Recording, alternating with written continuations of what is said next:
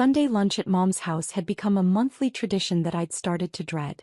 Not because of the food. Mom made excellent roast chicken, but because it had evolved into a 2-hour showcase of everything my sister Michelle had accomplished versus everything I apparently hadn't.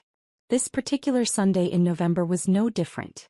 I'd arrived at 1 p.m. sharp in my 12-year-old Honda Civic, parking behind Michelle's brand-new BMW X5 and her husband Brad's Tesla Model S. The driveway looked like a luxury car commercial, except for my dented sedan that had seen better decades. "There's our little penny pincher," Michelle announced as I walked through the door, her voice carrying that particular tone of sisterly affection mixed with condescension that I'd grown accustomed to over the years. Mom greeted me with a hug and the usual worried expression. "Rachel, honey, you look tired. Are you eating enough? I worry about you trying to make ends meet on that tiny salary."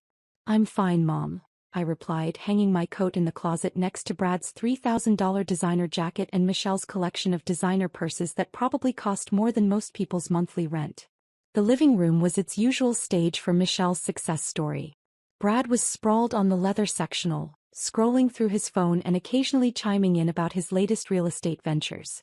Michelle was curled up in the armchair, wearing what I recognized as a $400 sweater, discussing her promotion to senior marketing director at the advertising firm where she'd worked for 6 years. "So the Peterson account alone is worth $2.3 million annually," she was telling Mom as I settled onto the couch. "They specifically requested me to handle it because of my track record with luxury brands."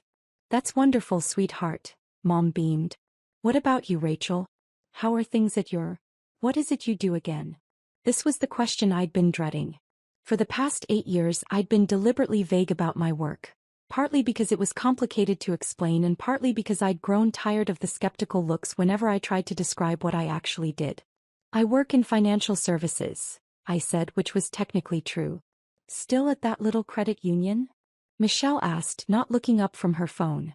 "That's sweet. It's nice that you found something stable even if it doesn't pay much." I didn't bother correcting her assumption. 8 years ago, when I'd first started working in finance, I had indeed worked at a credit union for exactly 6 months, while I was learning the business from the ground up and building relationships with potential investors. But explaining that I'd since founded Cascade Capital Management, one of the most successful private equity firms on the West Coast, seemed pointless when my family had already decided I was struggling financially. "The important thing is that you're making ends meet," Brad added helpfully, finally looking up from his phone. "Not everyone needs to be wealthy to be happy." This from a man whose idea of financial struggle was having to choose between the Mercedes and the Porsche for his weekend car. Lunch was served in the dining room, where the conversation continued its predictable pattern. Michelle and Brad discussed their recent vacation to Italy, their plans to renovate their kitchen, and Brad's latest real estate investment, a commercial property in downtown Seattle that he was converting into luxury condos. "The construction loan alone is $4.2 million, Brad said, cutting into his roast chicken with obvious satisfaction. "But the projected returns are incredible. We're looking at 8-figure profits when the units sell." "That's amazing," Mom said, clearly impressed. "You two are just so good with money." Michelle smiled modestly. "Brad has such a good eye for investments. The property was actually in foreclosure. Some family business that couldn't make their mortgage payments. We got it for 60 cents on the dollar." I continued eating quietly, trying not to think about the fact that I'd probably financed Brad's construction loan through one of my fund's real estate investment vehicles. Cascade Capital managed $8.3 billion in assets, and commercial real estate was one of our primary focuses. The odds that his project was funded by my money were actually quite high. "What about you, Rachel?" Brad asked, apparently feeling generous enough to include me in the conversation. "Any big financial plans? Maybe saving up for a new car?" He glanced toward the window where my Honda was visible in the driveway. "The car runs fine," I said simply. "Well, that's practical," Michelle said, though her tone suggested she found my practicality rather sad. "Though at some point you might want to consider an upgrade. Image matters, especially if you want to advance in your career." "My career is going well," I replied. "Is it though?" Michelle set down her fork and fixed me with the kind of concerned look usually reserved for interventions. "Rachel, I say this because I love you, but you've been working at the same level for years. You're 34 years old, still driving a car from 2011, Still living in that tiny apartment, still shopping at discount stores. There's nothing wrong with being frugal, Mom said gently, though her tone suggested she agreed with Michelle's assessment. Frugal is one thing, Michelle continued, but at some point you have to invest in yourself if you want to get ahead. Look at Brad and me, we spent money on the right clothes, the right car, the right connections. That's how you signal to people that you're successful. Brad nodded sagely. It's all about perception in business. If you look like you're struggling, people assume you are struggling. I looked around the table at my family, Mom with her worried expression, Michelle with her designer everything and her conviction that success was measured by visible consumption, Brad with his easy confidence that came from never having to build anything from scratch. You're probably right, I said quietly. This seemed to encourage Michelle. She leaned forward, warming to her favorite subject. I could help you, you know. I have connections in finance, real finance, not just credit unions. My friend Stephanie works at a wealth management firm downtown. They're always looking for entry-level advisors. Entry-level, I repeated. Well, you'd have to start somewhere. You can't expect to jump straight into senior positions without the right background. But Stephanie says they provide excellent training, and the earning potential is really good for people who apply themselves. Brad nodded. Wealth management is where the money is. Though you'd probably need to upgrade your wardrobe first. Clients won't take advice from someone who looks like she shops at Target. I do shop at Target sometimes, I admitted. Michelle and Brad exchanged a look that was equal parts pity and exasperation. Rachel, Michelle said gently, you're a smart woman. You deserve better than this. But you have to want better for yourself. You have to be willing to take some risks, make some investments, put yourself out there.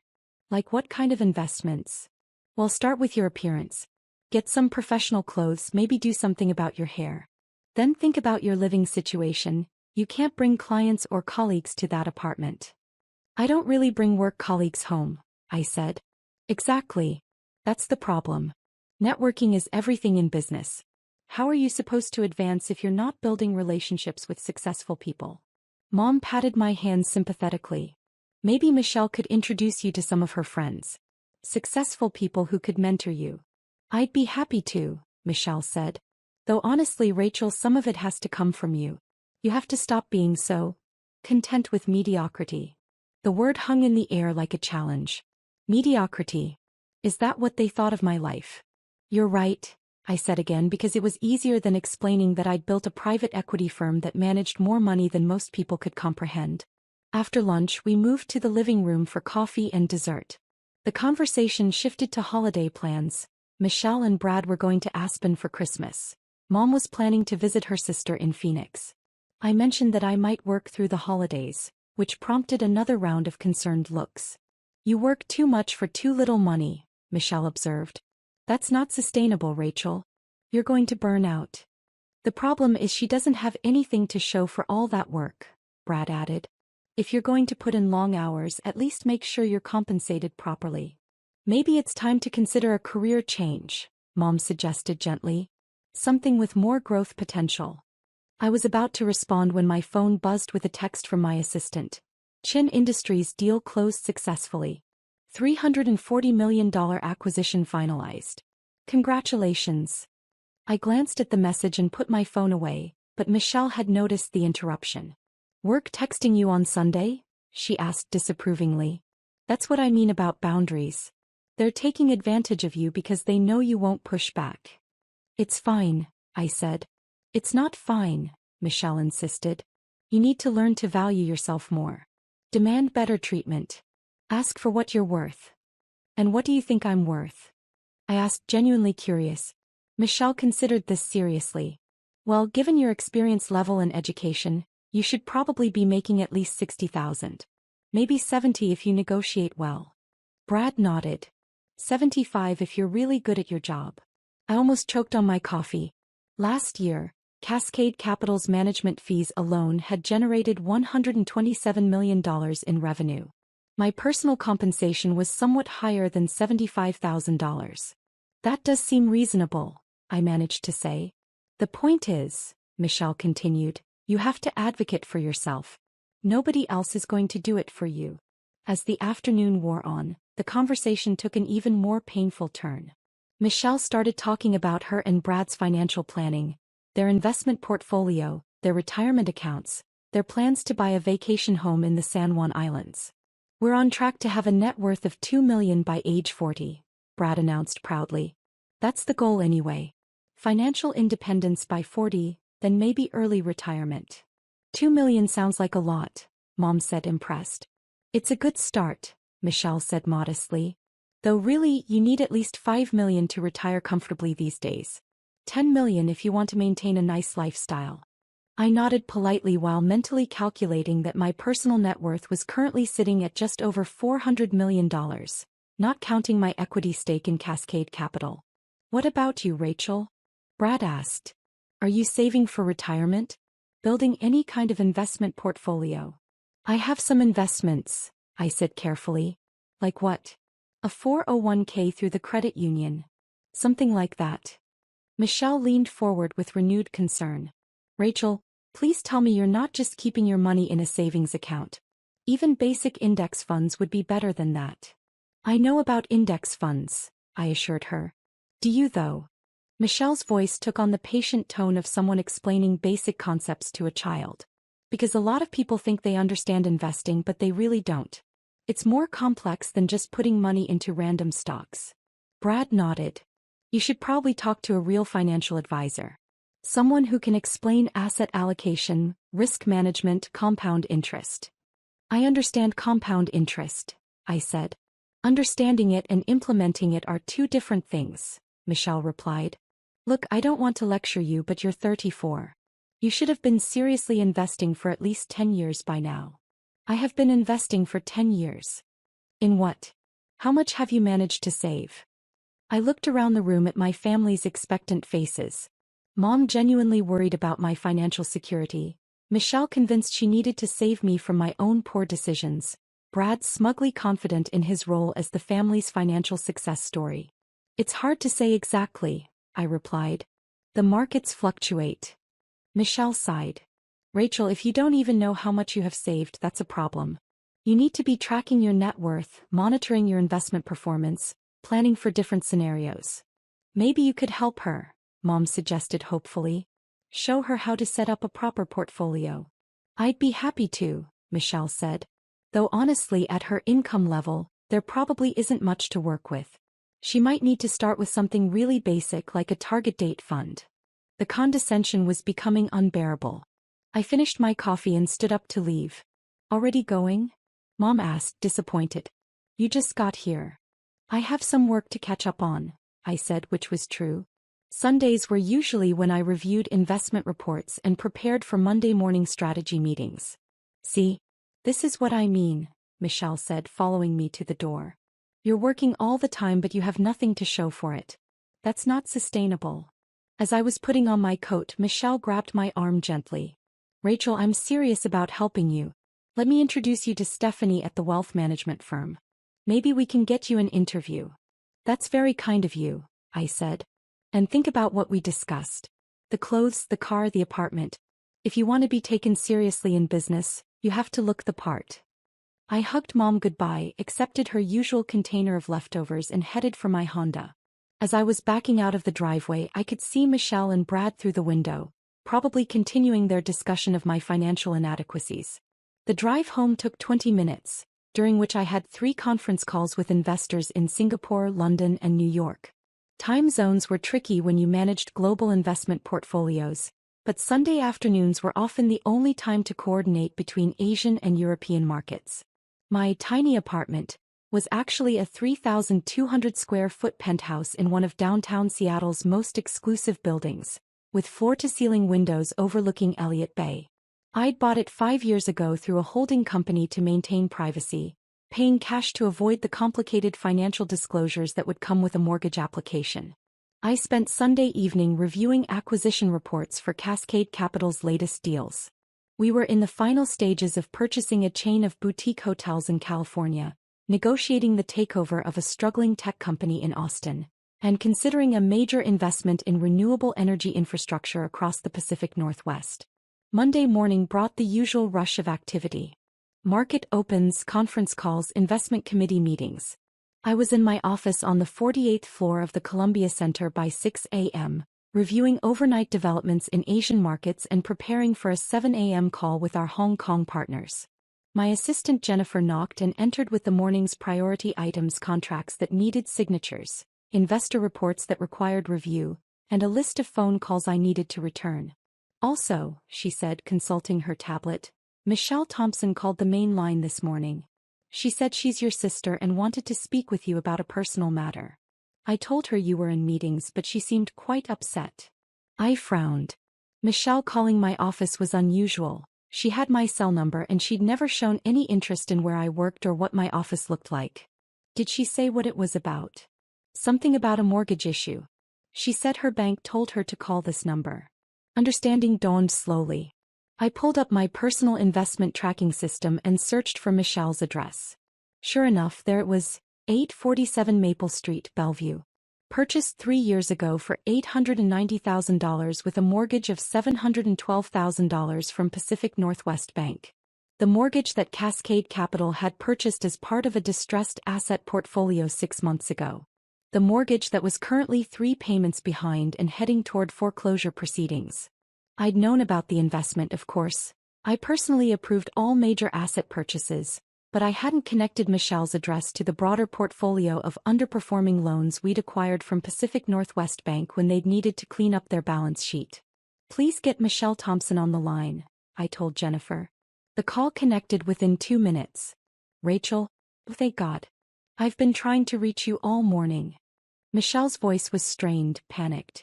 Something terrible is happening. Our bank says our mortgage has been sold to some investment company, and they're threatening foreclosure. Slow down, I said. What exactly did the bank tell you? They said Pacific Northwest sold our loan to something called Cascade Capital Management, and that we're behind on payments, which isn't true. We've never missed a payment. I pulled up the detailed payment history on my screen. 3 missed payments over the past 4 months, plus late fees and penalty charges. Michelle, according to the records I'm looking at, there are 3 missing payments since July. How would you know that? And why did they give me this number to call? I asked to speak to someone in charge and they said to call Cascade Capital directly. The pieces were falling into place. Michelle had called the main Cascade Capital line, given her name as Michelle Thompson, and asked to speak to someone about her mortgage. Jennifer, not making the family connection, had simply scheduled the call like any other client inquiry. Michelle, I said carefully, where exactly did you get this phone number? From Pacific Northwest Bank. They said Cascade Capital owned our mortgage now, and if we had questions we should call the owner directly. Rico, I'm scared. They're talking about foreclosure proceedings. We could lose our house. I was staring at the mortgage file on my computer screen, Michelle Thompson and Bradley Thompson, 847 Maple Street. Original loan amount $712,000, current balance $687,000, 3 months delinquent, foreclosure proceedings authorized. Michelle, I need to ask you something. Have you and Brad actually been missing mortgage payments? No. Well, maybe we were a little late a couple times, but we always paid. Brad's been dealing with some cash flow issues on his development project, so we had to juggle some payments, but we always caught up. How late is a little late? I don't know, maybe a month or 2 sometimes. But we always paid eventually. I closed my eyes and tried to process what was happening. My sister, who had spent yesterday afternoon lecturing me about financial responsibility and the importance of building wealth, had been defaulting on her mortgage payments while buying luxury cars and planning vacation homes. Michelle, being a month or 2 late on mortgage payments is the same as missing them. The bank considers any payment more than 30 days late to be a default. But we paid them. Maybe not exactly on time, but we paid. When was your last payment? Brad handles all that. But I think it was, maybe August? Or September. It was November. They hadn't made a payment in at least 2 months, possibly 3. Michelle, I need you to listen to me very carefully. You and Brad are in serious financial trouble. Your mortgage is in default and you're facing foreclosure proceedings. That's why I'm calling. Can't you help us? You work in finance. You must know people who could help us negotiate with this Cascade Capital company. I stared out my office window at the Seattle skyline, trying to figure out how to explain that I was Cascade Capital, that I owned her mortgage, that I was the person she was asking me to negotiate with. Michelle, I need to tell you something. What? I am Cascade Capital. I'm the CEO and founder of Cascade Capital Management. The silence stretched so long I wondered if the call had dropped. That's not funny, Rachel. It's not meant to be funny. Cascade Capital Management is my company. I founded it 8 years ago. We manage $8.3 billion in assets, including your mortgage. That's impossible. You work at a credit union. I worked at a credit union for 6 months in 2016 while I was building Cascade Capital. I haven't worked for anyone else since then. More silence. Rachel, this isn't funny. I'm trying to save my house and you're making jokes. I'm not joking, Michelle. Google Rachel Thompson Cascade Capital, if you don't believe me. I heard rapid typing, then a sharp intake of breath. Oh my God, Rachel, is this real? Are you really? It says here you're worth $400 million. The number fluctuates with market conditions, but that's approximately correct. This can't be real. Yesterday you said you couldn't afford gas money. No, yesterday you said I couldn't afford gas money. I agreed with you because it was easier than explaining that I choose to drive an old car and live modestly. But why? If you have all this money, why do you live like what? Like someone who values things other than material possessions? Like someone who doesn't need to signal wealth through conspicuous consumption. Michelle's voice was barely a whisper. You own our mortgage. Cascade Capital owns your mortgage, along with about 300 others that Pacific Northwest Bank needed to sell to improve their balance sheet. Can you help us? I can explain your options. You're currently $18,347 behind in payments, plus penalties and fees. You can either bring the mortgage current by paying the full amount owed, or we can discuss a loan modification if you can demonstrate ability to make future payments. $18,000? We don't have $18,000. This was rich, considering Brad's Tesla probably cost more than that in options alone. What about the Italian vacation you took last month? The kitchen renovation you're planning? Brad's 8-figure real estate development. That's different. That's investment money. And your mortgage isn't an investment? Michelle was crying now. Rachel, please. You're my sister. Can't you just forgive the debt or something? Michelle, this is a business. I have investors, fiduciary responsibilities, legal obligations. I can't just forgive debts because of personal relationships. But we're family. Yesterday when I was family, you told me I needed to learn financial responsibility. You said I should ask for what I'm worth. You said I needed to stop being content with mediocrity. That's different. Is it? Because from where I'm sitting, it looks like you've been living beyond your means, making poor financial decisions and expecting other people to bail you out of the consequences. The irony was almost too much to bear. Yesterday, Michelle had lectured me about the importance of building wealth, maintaining good credit, and making smart investments. Today, I was discovering that she'd been defaulting on her mortgage while buying luxury items and planning expensive vacations. Rachel, please. We could lose everything. I looked at Michelle's file again. The house was worth about $940,000 in the current market, so even in foreclosure, they'd walk away with some equity. It wasn't like they'd be homeless. They'd just have to buy something they could actually afford. Michelle, I'm going to connect you with our loan modification department. They'll work with you to explore options. But you and Brad need to understand that this requires demonstrating genuine ability to make payments going forward. What does that mean? It means selling the BMW and the Tesla. It means canceling the Aspen vacation. It means living within your actual means instead of the lifestyle you think you deserve. We can't sell our cars. Brad needs the Tesla for his image. Clients expect successful developers to look successful. Brad's image is what got you into this mess. You can't afford the lifestyle you're trying to maintain. But what will people think? People will think you're being financially responsible instead of heading toward bankruptcy. Michelle was quiet for a long moment.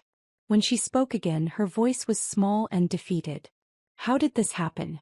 How did you become so successful while we're losing our house? It was a fair question. How had the sister who couldn't afford gas money ended up owning the mortgage of the sister who drove luxury cars and vacationed in Europe? I built something instead of just spending money to look like I had built something, I said. I focused on actual wealth creation rather than wealth signaling. I don't understand the difference. Wealth signaling is buying expensive things to make people think you're successful. Wealth creation is actually becoming successful, regardless of what people think. But you said yourself that image matters in business. No, you said that. I said my career was going well. You assumed it wasn't because I didn't look the way you thought successful people should look. Jennifer knocked on my office door and held up a note. Board meeting in 10 minutes. Michelle, I have to go. I'm going to have our loan modification team call you this afternoon. They'll explain your options. Rachel, wait. Can I ask you something? What? Why didn't you tell us? Why let us think you were struggling? I considered this question while looking out at Elliott Bay, where a container ship was navigating toward the port that handled billions of dollars in trade, some of it financed by Cascade Capital Investments. Because I wanted to see if you'd love me when you thought I was unsuccessful. Turns out the answer is yes, but with a lot of condescending advice and pity. We do love you. I know. But yesterday you loved me despite thinking I was a failure. Today you'll love me because you know I'm successful. The question is, which version of love is real? After I hung up, I sat quietly in my office for a few minutes before heading to the board meeting. Outside my window, Seattle bustled with Monday morning energy. People heading to jobs, building careers, making financial decisions that would determine their futures. Somewhere in Bellevue, my sister was probably staring at her computer screen, trying to reconcile the image of her financially struggling sister with the reality of a $400 million net worth. Somewhere in the same house, Brad was probably calculating whether his Tesla lease payments were more important than keeping their home. The board meeting was routine: quarterly performance reviews, new investment opportunities, strategic planning for the next fiscal year. Cascade Capital was having an excellent year, with returns that exceeded our investors' expectations and growth that positioned us well for future expansion. But I found myself thinking about Sunday lunch, about Michelle's conviction that success was measured by visible consumption, about the assumption that my modest lifestyle meant modest achievements. Maybe it was time to buy a nicer car. Not because I needed to signal wealth, but because I could afford it and I might actually enjoy it. Maybe it was time to stop hiding behind deliberate invisibility. Or maybe the real lesson was that family dynamics don't change just because your net worth does. Michelle would always be the sister who thought she knew what was best for everyone else. I would always be the sister who preferred substance over show. The difference now was that when she gave me financial advice, I could politely refer her to her loan modification specialist. Sometimes the best revenge really is massive success. Especially when your family doesn't notice until you own their debt.